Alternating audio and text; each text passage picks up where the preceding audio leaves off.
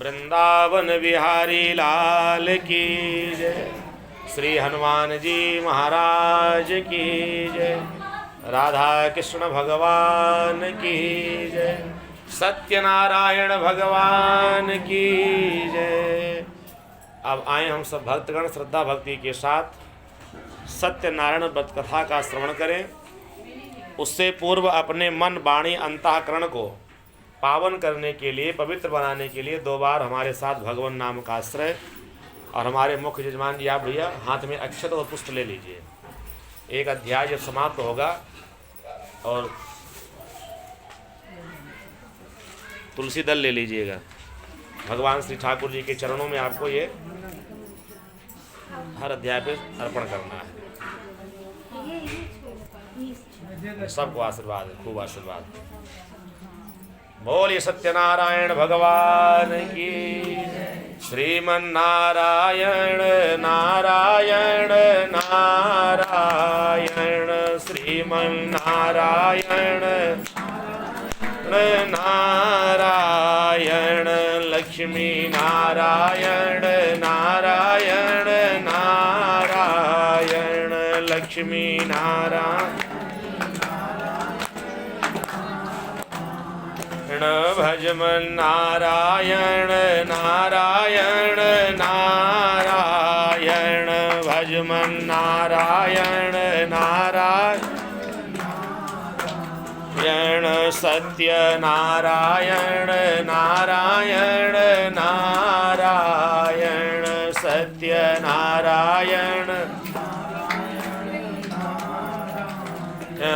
भजमन नारायण नारायण नारायण भजमन नारायण नारायण श्रीमन्नारायण नारायण नारायण श्रीमन्नारायण नारायण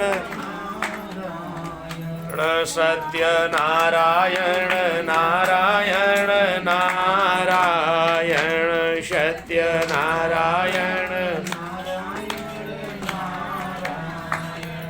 जो नारायण नाम लेत है, जो नारायण नाम लेत है, जो नारायण नाम लेत है, जो नारायण नाम लेत है, पाप होत सब छारायण भजमन नारायण नारायण नारायण श्रीमन नारायण नारायण नारायण लक्ष्मी नारायण नारायण नारायण।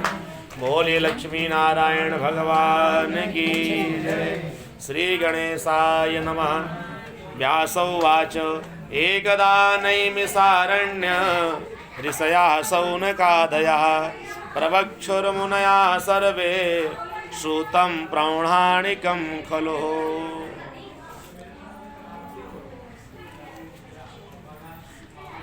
भगवान श्री सत्यनारायण की कृपा से आज हम आप सब इस गृह प्रवेश के पावन शुभ अवसर पर सत्यनारायण भगवान की मंगलमय कथा का श्रवण करने के लिए उपस्थित हैं। भगवान की जो ये पावन कथा होती है, ये हमारे आपके सबके जीवन की व्यथा को समाप्त कर देती है। कथा जो है वो व्यथा दूर कर देती है। श्रद्धा भक्ति के साथ भगवान की कथा सुनेंगे तो जीवन की व्यथा दूर हो जाएगी, और जो लोग कथा नहीं सुनेंगे व्यथा और आ जाएगी। इसलिए सभी माताओं से निवेदन है, शांति व्यवस्था बनाए रखिएगा, कथा में बाधा मत पहुंचाएं। आप लोगों के पास समय ना हो, पूरी कथा आधे घंटे में हो जाएगी, नहीं तो 1 घंटा लगेगा। लेकिन एकाग्रचित होकर, क्योंकि कथा जो होती है वो भगवान की व्यथा दूर कर देती है। निज अनुभव में कहाऊं खगेसा, अबिनो हरि भजन न मिटहि कलेसा। संसार सागर में हमारे आपके जीवन में जो कष्ट है हमारे आपके सबके जीवन में जो दुख है, हमारे आपके जीवन में जो क्लेश है, ये भगवान के भजन से, भगवान की कथा से ही दूर होगा। ये धन दौलत कमाई दुनिया भर के प्रपंच से व्यथा दूर होने वाली नहीं है। भगवान की कथा में वो सामर्थ्य है कि जीव की व्यथा को दूर कर दे। इसलिए भगवान की पावन मंगलमय कथा सुनने के लिए हम आप सब बैठे हैं। श्रद्धा भक्ति के साथ भगवान की मंगलमय अमृतमय कथा का श्रवण पान करें। और जो भगवान की कथा नहीं सुनते हैं ना, जो भगवान की कथा नहीं सुन पाते, गोस्वामी तुलसीदास जी ने कहा है कि उनके कान नहीं है। कान है क्या? कहा उनका कान जो है ना वो सांपों का घर हो जाता है, सर्प की बिल, सर्प का भवन, कि जिन भगवान की कथा जिनके कानों में प्रवेश नहीं करती। जिन हरि कथा सुनी नहीं काना, त्रश्रवण रंध्र अहि भवन समाना। गोस्वामी तुलसीदास जी ने रामचरितमानस में अर्थात रामायण में लिखा है कि जो भगवान की कथा सुनने के लिए घर से आवें और कथा न सुने, तो उनका जो कान है वो कान नहीं है, वो सर्प का घर है। जान लीजिए उस कान में, हाँ बही रहा है बात है। उस कान में विषैले कीड़े रेंग रहे हैं, विषैले सर्पों का वास है। इसलिए भगवान ने सुंदर अवसर दिया है, इस अवसर का आप लोग लाभ लें, एकाग्रचित होकर के भगवान की मंगलमय कथा का श्रवण पान करें। आज हम आप सब सत्यनारायण की कथा सुनने के लिए बैठे हैं। सत्यनारायण की कथा में ये कथा जो हो रही है, आज तो बम्बई में आपके घर में हो रही है, परंतु ये कथा हुई थी नैमिषारण्य में, सीतापुर जिले में। लखनऊ के आगे 70 किलोमीटर आप जाएंगे तो एक सीतापुर जिला है। सीतापुर जिले में नैमिषारण्य का पवित्र पावन एक स्थान है। वहाँ 88,000 ऋषि एकत्र हुए हैं, 88,000 महात्मा बैठे हैं। उन्हीं महात्माओं के बीच में श्री सूत जी महाराज पधारे और महात्माओं ने खड़े होकर के सूत जी का स्वागत किया, उनका आदर किया, उनका सम्मान किया। ये कथा कहती है हमारे आपके बीच में कोई संत आ जाए, कोई महात्मा आ जाए, कोई ब्राह्मण आ जाए, सबसे पहले उसके स्वागत में हमको आपको अपने जहाँ बैठे हैं वहाँ से खड़े हो जाना चाहिए, खड़े होकर के स्वागत करना चाहिए। पहले हमारे गांव में परिवार में छोटे बच्चों को ये बताया जाता था कि हमारे पिताजी आ गए, आपके भाई आ गए, बड़े जन अगर कोई आ जाएं तो पहले अपने आसन से खड़े हो जाओ, खड़े होकर के उनका स्वागत सम्मान करिए और उसके बाद बैठने के उनको आसन दीजिए, तब स्वयं बैठिए। तो आज सूत जी का बड़ा सम्मान हुआ, आदर हुआ, बैठने को आसन दिया गया। 88,000 ऋषियों ने सूत जी का खूब सम्मान किया। संत जन कहते कि आवत अतिथि देखी उठ के मिले, अब भरी उर उमग सप्रेम, चंचल साधु प्रवीण का अया सुकर्म अरुणेम।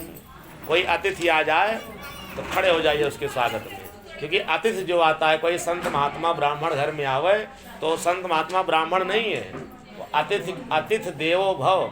हमारे यहाँ अतिथि को देवता कहा जाता है, भगवान का जैसे आगमन होता है, ये मान करके उसकी सेवा हमको आपको सबको करनी चाहिए।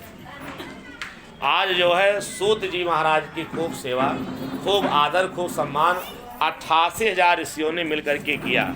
और जब ऋषियों ने मिल करके किया तो हाथ जोड़ करके सूत जी से ऋषियों ने पूछा, महाराज इस कलिकाल में, इस कलयुग में, संसार सागर में जितने भी प्राणी हैं, जितने भी मनुष्य हैं, वो नाना प्रकार की योनियों में जन्म लेकर के दुखी हैं, क्योंकि इन लोगों को भगवान की कथा अच्छी नहीं लगेगी कि भगवंत कथा न रुचेगी इन्हें, और नहीं शास्त्र की बातों पे ध्यान धरेंगे, और पढ़ के अंग्रेजी कहावेंगे साहब, और होटल में मद पान करेंगे, और कर तीर्थ मंदिर खंडन का, और पुण्य कथा नहीं दान करेंगे, और कपि चंचल तीय पराई चाहे, और घर की घरनी का न मान करेंगे।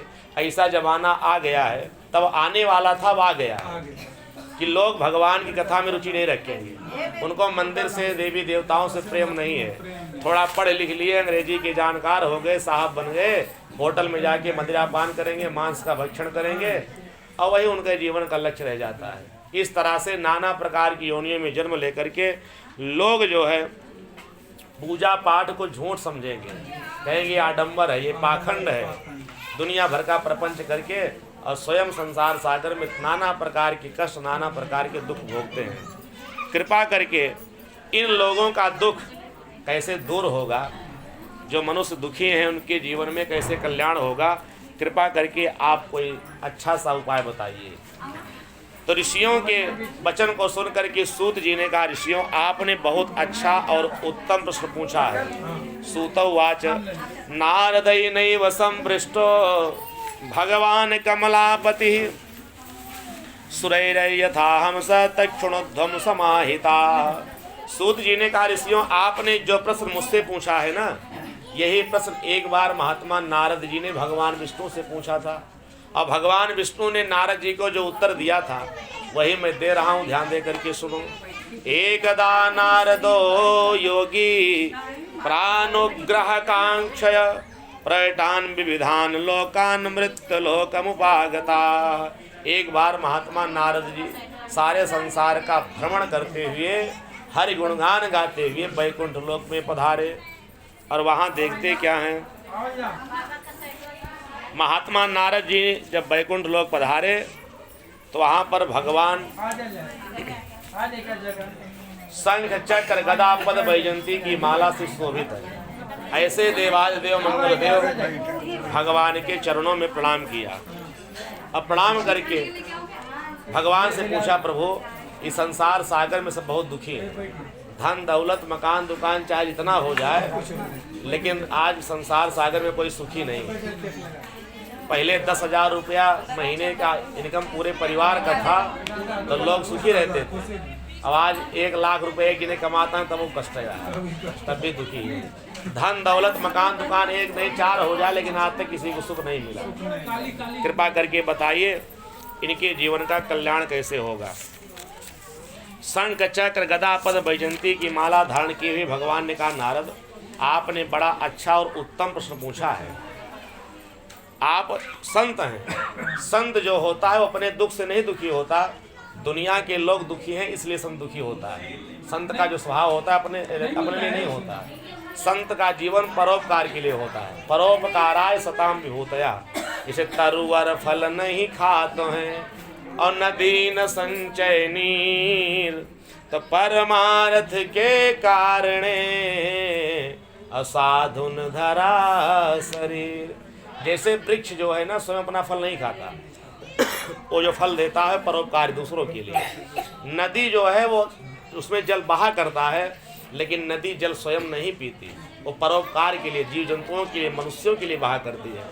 इसी तरह संतों का जो जीवन होता है वो अपने लिए नहीं होता, वो समाज के लिए होता है। आज जो है आपने बड़ा अच्छा और उत्तम प्रश्न पूछा है, मैं आपको बढ़िया उपाय छोटा सा बता रहा हूँ। इस संसार सागर में अगर जीव सुख की अनुभूति प्राप्त करना चाहता है तो उसके लिए केवल एक ही मात्र सहारा है, भगवान के चरण शरण को ग्रहण करना। और इस कलयुग में सबसे बढ़िया सबसे छोटा एक उपाय है, सत्यनारायण सैव व्रतम सम्यक विधानता कृत्वा सद्या सुखम भोक्त्वा परत्र मोक्षमाप्निवात। श्रद्धा भक्ति के साथ जो जीव सत्यनारायण भगवान की शरण को ग्रहण करता है, उनका व्रत करता है, उनका पूजन करता है, उनकी पावन मंगलमय कथा सुनता है, वो इह लोक में धन धान्य को प्राप्त करके और अंत में भगवान के धाम को पहुंच जाता है। इस कलयुग में इससे सरल, इससे बढ़िया, इससे छोटा और कोई उपाय नहीं है। महात्मा नारद जी ने कहा, प्रभु सत्यनारायण के व्रत को करने के लिए क्या विधान है, किस दिन किस समय किस तरह से इस व्रत को करना चाहिए, कृपा करके बताइए। किम फलम किम विधानम च कृतम के नहीं व तद्व्रतम, किस तरह से इस व्रत को किया जाए। भगवान ने कहा ये व्रत श्री भगवान वाच दुखा शोकादि समनम धन्य धान्य प्रवर्धनम सौभाग्य संतति कर्म सर्वत्र विजय प्रदम। ये जो व्रत है भगवान का, ये दुख शोक को समन करने वाला है, नाश करने वाला है, और धन धान्य को बढ़ाने वाला है, सौभाग्य और संतति को प्रदान करने वाला है और सदा सर्वदा ये विजय दिलाने वाला व्रत है। जो व्यक्ति यस्मिन कस्मिन दिने मर्त्या भक्ति श्रद्धा समन्वित, किसी भी दिन, किसी भी समय, किसी भी महीने में, किसी भी तिथि के दिन श्रद्धा भक्ति के साथ अगर जीव भगवान सत्यनारायण का व्रत करता है, ब्राह्मण को बुला करके, अपने बंधु बांधवों को जैसे आप बुलाएं इसे बुला करके श्रद्धा भक्ति के साथ व्रत करता है, तो इह लोक में सुख भोग करके अंत में वैकुंठ को प्राप्त होता है।